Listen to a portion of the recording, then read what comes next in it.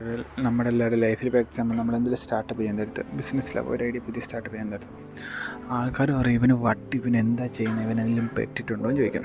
തലയ്ക്ക് വല്ല ഓളം ഉണ്ടോ, എന്നിട്ട് എന്താ ചെയ്യേണ്ട ബോധമുണ്ടോ, എല്ലാവരും ഇങ്ങനെ ആദ്യത്തെ കുറച്ച് നാൾ കിടന്ന് കുറ്റം പറഞ്ഞുകൊണ്ടിരിക്കും. നമുക്കിത് കമ്പയർ ചെയ്ത് നോക്കാം. ഓക്കെ, എക്സാമ്പിൾ ഇപ്പോൾ നമ്മൾ ജിമ്മിൽ പോകാമെന്ന് വിചാരിച്ചു.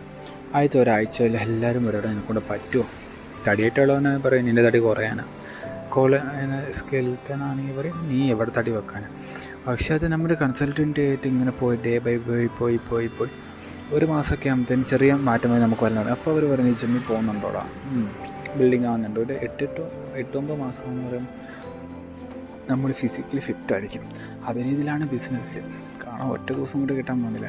അത് ഡേ ബൈ നമ്മൾ പരിശീലിച്ച് consultancy and disciplines very important. ആരൊക്കെ എന്തൊക്കെ പറഞ്ഞു ചുറ്റും പറയുന്ന ഒരു നാരും പറയാണ്ട് കേൾക്കാൻ പാടില്ല. ഒറ്റ ഒരുത്തം പറയുന്നത് കേൾക്കാൻ.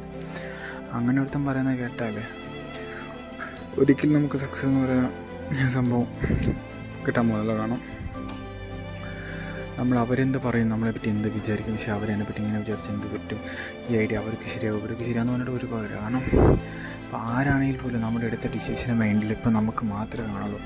ഇപ്പോൾ ബിഗിനേഴ്സിനോട് പുതിയ ഐഡിയാസ് തുടങ്ങുന്നവരാണ് എൻ്റെ മെയിനായിട്ട് പറയുന്നത്.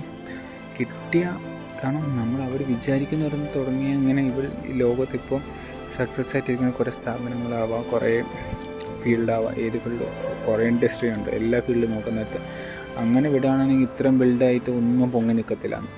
കുറ്റം പറഞ്ഞവർ തന്നെ ഇപ്പോൾ അവരെ പറ്റി പൊക്കി പറയുന്നുണ്ട്. ആ മാതിരി അവർ വളർന്നു നിന്ന്. അതുകൊണ്ട് നമുക്കത് ഒരു ഓപ്ഷനുള്ളൂ. ആരെന്ത് പറയുമെന്ന് വിചാരിച്ചുകൊണ്ട് ഒരിക്കലും ഒരു കാര്യം നമ്മൾ ചെയ്യേണ്ട ഒരിക്കലും